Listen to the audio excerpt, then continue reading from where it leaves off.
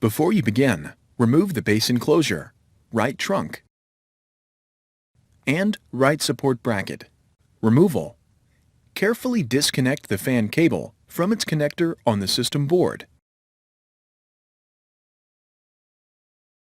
Remove the 4.5mm P1 Phillips head screw that secures the fan to the top cover. Remove the three 2mm P1 Phillips broadhead screws that secure the heatsink to the system board in numerical order. Lift the fan heatsink assembly off of the alignment pins on the top cover and system board. Slide it out from under the heatsink and remove. Replacement.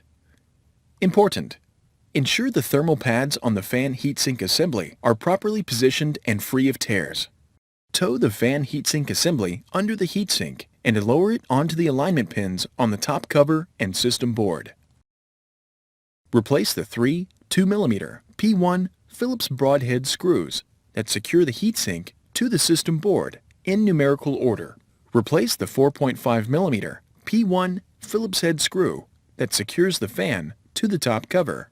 Connect the fan cable to its connector on the system board.